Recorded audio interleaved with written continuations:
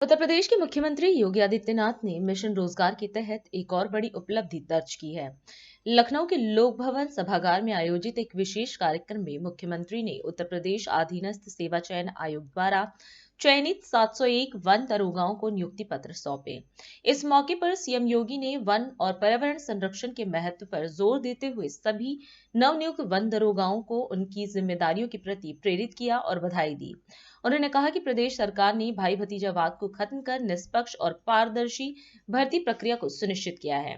CM योगी ने इस बात पर भी जोर दिया कि यह नियुक्ति प्रक्रिया पूरी तरह पारदर्शी और मेरिट आधारित थी, जिससे युवाओं को अपने सपनों को साकार करने का अवसर मिला। मुझे प्रसन्नता है कि आज उत्तर प्रदेश वन विभाग को 701 नए वन दरोगा प्राप्त हो रहे हैं। इससे पहले सितंबर 2024 में 647 वन रक्षक वन विभाग को प्राप्त हुए थे। इतनी बड़ी संख्या में नियुक्ति के कारण वन विभाग में विभिन्न स्तर पर जो गैप था उसको पूरा करने में मदद मिलेगी। मैं इस चयन के लिए अधीनस्थ सेवा चयन आयोग के को धन्यवाद देते हुए आप सभी को, आपके अभिभावकों को वन दरोगा के रूप में नियुक्ति पत्र प्राप्त होने पर हृदय से बधाई देता हूं।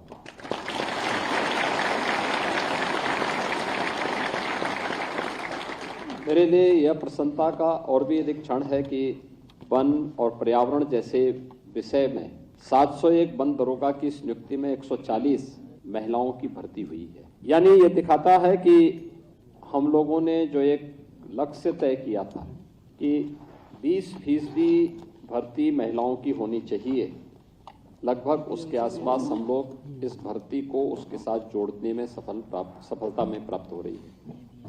आज का जो इस जीव सृष्टि के लिए सबसे बड़ा चैलेंज है वह पर्यावरण बन चुका है। दुनिया चिंतित है, देश का भी हर वह व्यक्ति चिंतित है जो पर्यावरण के बारे में, जीव सृष्टि के बारे में, उसके उज्जवल भविष्य के बारे में थोड़ी भी सकारात्मक भाव रखता है तो वह वर्तमान के उस परिदृश्य से चिंतित है जो वर्तमान में हम सबके सामने एक चुनौती के रूप में है। ग्लोबल वार्मिंग पूरी दुनिया के लिए एक चुनौती है, लेकिन ये कहीं और से नहीं आया।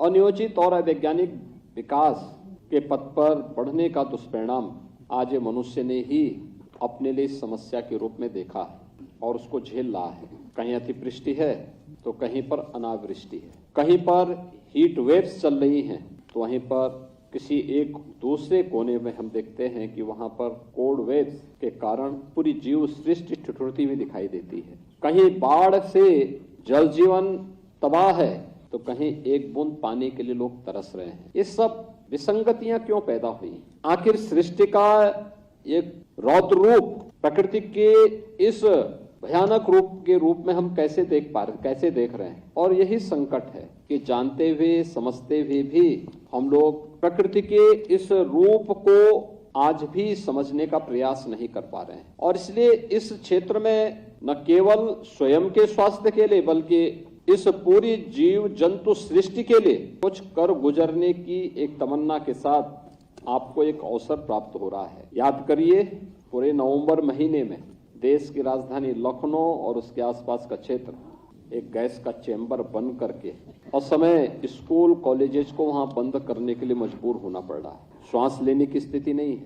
लोगों को वहां पर चेतावनी दी जा रही है कि अपने घर के बाहर न निकले। ये जो चुनौती है, आखिर इसका मुकाबला होगा कैसे? और ऐसा तो नहीं कि समस्या मनुष्य ने पैदा की है तो कोई दूसरी सृष्टि से कोई और आकर के इसका समाधान निकाले। अगर समस्या मनुष्य ने दी है तो समाधान का रास्ता भी मनुष्य को ही तलाशना पड़ेगा और समाधान का रास्ता के लिए ही सबसे अहम भूमिका का निर्वहन कोई विभाग कर सकता है तो वह पर्यावरण वन विभाग से जुड़े हुए आप सभी जितने भी उसके कार्मिक हैं वे सभी मिलकर के समस्या का समाधान का रास्ता निकाल सकते हैं। और उसमें दोनों रास्ते हमें अपनाने पड़ेंगे। एक, लोगों को हम किसी को निवेश करने से रोक नहीं सकते, विज्ञान को आगे बढ़ने से हम रोक नहीं सकते, हम बैरियर नहीं खड़ा कर सकते, लेकिन अधूरा ज्ञान खतरनाक होता है। ऐसे ही अधूरा विज्ञान भी खतरनाक होता है। अधूरी टेक्नोलॉजी नहीं, अगर किसी को उद्योग लगाना है तो वह इस बात को भी सुनिश्चित करेंगे कि कार्बन उत्सर्जन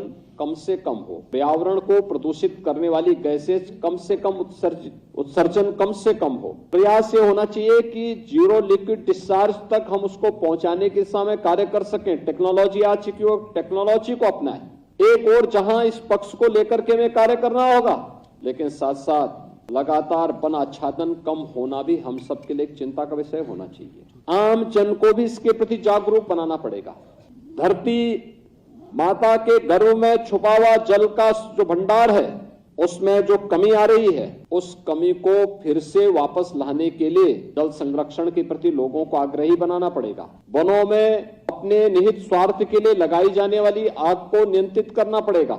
अनेक ऐसे कार्यक्रम अपने स्तर पर आप आगे बढ़ा सकते हैं जो लोगों को पर्यावरण की रक्षा के लिए, पर्यावरण की में जागरूकता पैदा करने के लिए एक यह दायित्व वन विभाग के वन दरोगा के रूप में आपके स्तर पर होता है। राष्ट्र सर्वप्रथम, राष्ट्र सर्वप्रथम, राष्ट्र सर्वप्रथम, राष्ट्र सर्वप्रथम।